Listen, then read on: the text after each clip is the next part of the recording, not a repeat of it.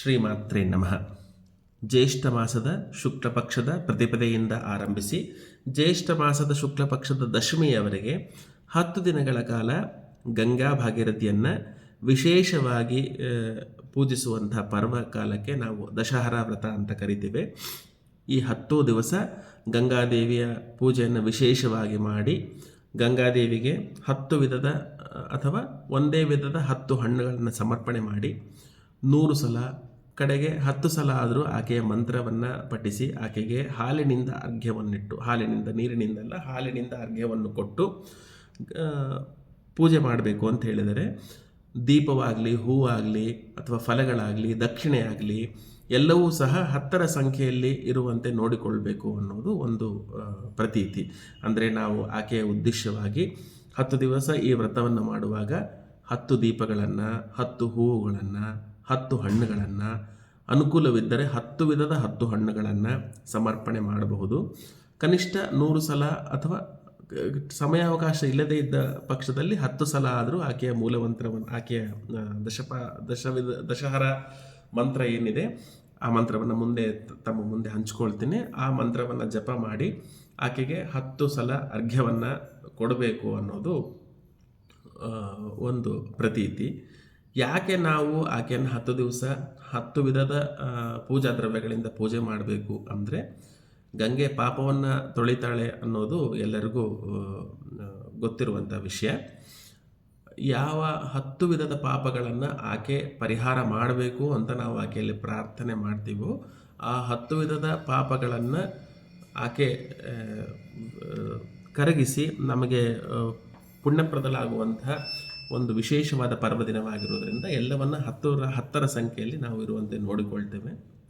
ಇದರಲ್ಲಿ ಒಂದು ವಿಶೇಷವಾಗಿ ಹೇಳಬೇಕು ಅಂತಂದರೆ, ಯಾವ ಪಾಪವನ್ನು ಆಕೆ ಪರಿಹಾರ ಮಾಡ್ತಾಳೆ ಅಂತಂದರೆ, ಯಾವನ್ನು ನಾವು ಸಂಕಲ್ಪಪೂರ್ವಕವಾಗಿ ಮಾಡದ ಪಾಪಗಳಂದರೆ, ನಮಗೆ ಇದು ಪಾಪ ಅಂತ ಗೊತ್ತಿದ್ದು ನಾವು ಪಾಪವನ್ನು ಮಾಡಿದರೆ ಖಂಡಿತ ಆಕೆ ಅದನ್ನು ನಿವಾರಣೆ ಮಾಡೋದಿಲ್ಲ.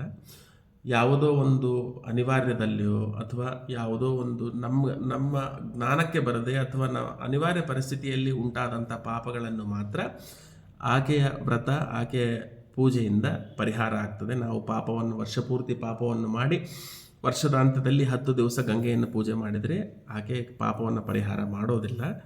ಯಾಕಂದರೆ ನಾವು ಯಾವಾಗಲೂ ಸದಾ ಮನುಷ್ಯರಾಗಿ ಹುಟ್ಟಿ ಬಂದ ಮೇಲೆ ಯಾವವನ್ನು ನಮಗೆ ಪಾಪ ಅಂತ ನಮ್ಮ ಧರ್ಮ ವಿಧಿಸಿರ್ತದೋ ಅವುಗಳಿಂದ ಸಾಧ್ಯವಾದಷ್ಟು ದೂರವಿದ್ದು, ಯಾವುದೋ ಒಂದು ಸಾಂಸಾರಿಕ ತಾಪತ್ರಯಗಳಲ್ಲಿಯೋ ಅಥವಾ ಅನಿವಾರ್ಯದಲ್ಲಿಯೋ ಗೊತ್ತಿಲ್ಲದೆ ಪಾಪಗಳಾಗಿದ್ದಾಗ ಈ 10 ದಿವಸಗಳಲ್ಲಿ ವಿಶೇಷವಾಗಿ ಗಂಗಾ ಭಾಗೀರಥಿಯನ್ನು ಪೂಜೆ ಮಾಡಿದರೆ, ಆಕೆಯ ಮಂತ್ರದ ಪಠಣೆ ಮಾಡಿದರೆ, ಜಪ, ಪಾರಾಯಣ, ದೀಪ, ಧೂಪಗಳನ್ನು ತೋರಿಸಿದರೆ ಆಕೆ ಖಂಡಿತವಾಗಿ ಪ್ರಸನ್ನಳಾಗಿ ನಮ್ಮ ಅಂತಹ ಪಾಪಗಳನ್ನು ಪರಿಹಾರ ಮಾಡ್ತಾಳೆ. ಸಾಧ್ಯವಿದ್ದವರು ಈ 10 ದಿವಸಗಳಲ್ಲಿ ಗಂಗಾ ಸ್ನಾನವನ್ನು ಮಾಡಿ ಗಂಗೆಗೆ ಪ್ರತ್ಯಕ್ಷವಾಗಿ ಬಾಗಿನ ಕೊಟ್ಟು ಗಂಗೆಯ ಮೇಲೆ ನೀರಿನಲ್ಲಿ ನಾವು ದೀಪವನ್ನು ತೇಲಿ ಬಿಡುವುದು, ಇಂಥವನ್ನೆಲ್ಲ ಮಾಡಬಹುದು. ಆದರೆ ಯಾರಿಗೆ ಗಂಗಾ ತೀರಕ್ಕೆ ಹೋಗೋದಕ್ಕೆ ಅನುಕೂಲ ಇರೋದಲ್ಲೋ ಅವರು ತಮ್ಮ ಊರಿನಲ್ಲಿರ್ತಕ್ಕಂಥ ನದಿ, ಹಳ್ಳ ಇವುಗಳಲ್ಲಿಯೇ ಗಂಗಾ ಸಾನ್ನಿಧ್ಯವನ್ನು ಚಿಂತನೆ ಮಾಡಿಕೊಂಡು ಅಲ್ಲಿಯೂ ಪೂಜೆ ಮಾಡಬಹುದು.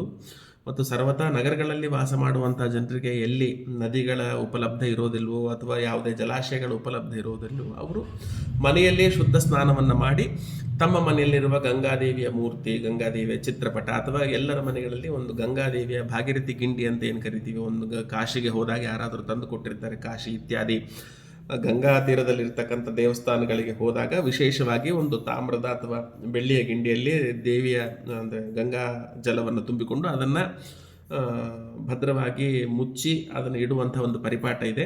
ಆ ಥರದ ಗಿಂಡಿಗಳಿದ್ದಲ್ಲಿ ಕೂಡ ಆಕೆಯ ಸನ್ನಿಧಾನವನ್ನು ಚಿಂತನೆ ಮಾಡಿಬಿಟ್ಟು ಅಲ್ಲಿ ಪೂಜೆ ಮಾಡೋದಕ್ಕೆ ಅವಕಾಶ ಇರ್ತದೆ. ನಾನು 10 ವಿಧದ ಪಾಪಗಳು ಅಂತ ಏನು ಹೇಳಿದ್ದೆ, ಆ 10 ವಿಧದ ಪಾಪಗಳು ಯಾವುವು ಅಂತಂದರೆ, ಪರರ ಮೋಸದಿಂದ ಪರರ ಸೊತ್ತನ್ನು ದೋಚಿಕೊಳ್ಳುವುದು, ವಿನಾಕಾರಣ ಪರರಿಗೆ ಹಿಂಸೆಯನ್ನು ಮಾಡುವುದು, ಪರಸ್ತ್ರೀಯರ ಭೋಗ ಮಾಡುವುದು ಅಥವಾ ಮನಸ್ಸಿನಲ್ಲಿ ಪರಸ್ತ್ರೀಯರನ್ನು ಭೋಗಿಸಬೇಕು ಅಂಥೇಳಿ ಚಿಂತನೆ ಮಾಡುವುದು. ಇವು ನಮ್ಮ ಶರೀರದಿಂದ ಆಗುವಂಥ 3 ವಿಧದ ಕಾಯಿಕ ಪಾಪಗಳು ಅಂತ ಕರಿತೀವಿ, ಅಂದರೆ ಶಾರೀರಿಕ ಪಾಪಗಳು ಇವು. ಅದಲ್ಲದೆ ಕೆಟ್ಟದಾಗಿ ಮಾತನಾಡುವುದು, ಸುಳ್ಳು ಹೇಳುವುದು, ಚಾಡಿಕೋರತನ, ನಿಷ್ಪ್ರಯೋಜಕವಾದಂಥ ಅಂದರೆ ಅಸಂಬದ್ಧ ಪ್ರಲಾಪ ಅಂತ ಕರಿತೀವಿ, ನಿಷ್ಪ್ರಯೋಜಕವಾದ ಮಾತುಗಳನ್ನು ಆಡುವುದು. ಇವು 4 ವಾಚಿಕ ಪಾಪಗಳು ಅಂತ ಕರಿತೀವಿ. ಅಂದರೆ ಮಾತಿನಿಂದ ಆಗುವಂಥ 4 ಪಾಪಗಳು. ಅದಲ್ಲದೆ ಪರದ್ರವ್ಯವನ್ನು ದೋಚುವ ಸಂಚು ಹಾಕುವುದು ಮನಸ್ಸಿನಲ್ಲಿ, ಇನ್ನೊಬ್ಬರನ್ನ ಬಗ್ಗೆ ಮನಸ್ಸಿನಲ್ಲಿ ಅನಿಷ್ಟ ಕೇಡನ್ನು ಬಯಸುವುದು, ತನ್ನನ್ನು ತಾನು ಇತರರಿಗಿಂತ ಶ್ರೇಷ್ಠ ಎಂದು ಮನಸ್ಸಿನಲ್ಲಿ ತಿಳಿದುಕೊಳ್ಳುವುದು. ಇವು ಮನಸ್ಸಿನಿಂದ ಆಗುವಂಥ 3 ಮಾನಸಿಕ ಪಾಪಗಳು. ಇಂಥ 10 ಪಾಪಗಳನ್ನು ನಾವು ಸರ್ವತಾ ಮಾಡಬಾರದು. ಪ್ರಮಾದವಶಾತ್ ಇಂಥ ಕೃತ್ಯ ನಡೆದಿದ್ದೇ ಆದರೆ ಪ್ರಾಯಶ್ಚಿತ್ತ ಮಾಡಿಕೊಂಡು ಮುಂದೆ ಮತ್ತೆ ಈ ಕೃತ್ಯಗಳು ನಮ್ಮಿಂದ ನಡೆಯದಂತೆ ಎಚ್ಚರ ವಹಿಸಬೇಕು. ಮತ್ತು ಈ ಮೇಲ್ಕಂಡಂಥ ಅತ್ಯಂತ ಹೇಯ ಮಹಾಪಾತಕಗಳನ್ನು ಹರಿಪಚಾಬ್ದ ಸಂಭೂತೆಯಾದಂಥ ಗಂಗೆ ಪರಿಹಾರ ಮಾಡ್ತಾಳೆ ಅಂಥೇಳಿ ಅನನ್ಯವಾದ ನಂಬಿಕೆಯನ್ನಿಟ್ಟುಕೊಂಡು ಗಂಗಾ ಸೇವೆಯನ್ನು ಈ ದಿನಗಳಲ್ಲಿ ಮಾಡುವುದು ಶ್ರೇಷ್ಠ ಅಂಥೇಳಿ ಪುರಾಣ ವಚನ ಇದೆ. ಗಂಗೆಗೆ ನಮಗೆ ತಿಳಿದ ರೀತಿಯಲ್ಲಿ ನಾವು ಪೂಜೆ ಮಾಡಿ, ನಾನು ದಶಹರಾ ಸ್ತೋತ್ರ ದೊಡ್ಡದಿದೆ, ಸ್ಕಾಂದ ಪುರಾಣದಲ್ಲಿ ಬಂದಿದ್ದು, ಅದನ್ನು ಡಿಸ್ಕ್ರಿಪ್ಷನ್ ಬಾಕ್ಸಲ್ಲಿ ಹಾಕಿರ್ತೇನೆ. ಮಂತ್ರತುಲ್ಯವಾದಂಥ ಒಂದು ಶ್ಲೋಕ ಇದೆ. ಇದನ್ನು ಪ್ರತಿ ದಿವಸ 100ರ ಸಂಖ್ಯೆ ಅಥವಾ 10ರ ಸಂಖ್ಯೆಯಲ್ಲಿ ಕನಿಷ್ಠ ನಮಗೆ ಯಾವತ್ತು ಬಿಡುವಿರ್ತದೆ. ಸಾಮಾನ್ಯವಾಗಿ ಗಂಗಾ ಭಾಗೀರಥಿಯ ಪೂಜೆ ಮಾಡುವುದಕ್ಕೆ ಬುಧವಾರ ಬಹಳ ಶ್ರೇಷ್ಠವಾದಂಥ ದಿನ ಅಂತ ಪರಿಗಣನೆ ಇದೆ. ಯಾಕಂದರೆ ಬುಧವಾರದ ದಿವಸ ಗಂಗಾ ಅವತಾರಣ ಆಗಿದೆ ಅನ್ನೋ ಕಾರಣಕ್ಕೆ ಬುಧವಾರ ಅಥವಾ ದಶಮಿಯ ದಿವಸ ಯಾವತ್ತು ನಿಮಗೆ ಸಮಯ ಇರ್ತದೋ ಆವತ್ತು 100 ಸಲ ಇದನ್ನು ಪಠಣೆ ಮಾಡಿ, ದಿನ 10 ಸಲ ಮಾಡಿ ನೀವು ಅರ್ಘ್ಯ ಕೊಟ್ಟರೂ ಕೂಡ ಸಾಕಾಗತ್ತೆ. ಈಗ ಮಂತ್ರ ಏನು ಅಂತಂದರೆ, ಓಂ ನಮೋ ಭಗವತೆ ದಶಪಾಪಹರಾಯೇ ಗಂಗಾಯೇ ನಾರಾಯಣ್ಯೇ ರೇವತ್ತೆ ಶಿವಾಯೇ ದಕ್ಷಾಯೇ ಅಮೃತಾಯೇ ವಿಶ್ವರೂಪಿಣ್ಯೇ ನಂದಿನ್ಯೇತ ನಮೋ ನಮಃ.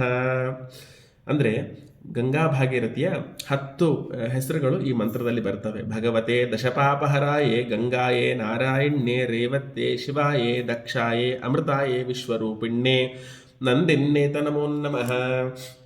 ಈ 10 ಹೆಸರುಗಳಿಂದ ಉಳ್ಳಂಥ ಈ ಮಂತ್ರವನ್ನು ಪಾರಾಯಣ ಮಾಡೋದು, ಈ 10 ಹೆಸರಿಂದ ಭಗವತಿಗೆ ಪೂಜೆ ಮಾಡುವುದು.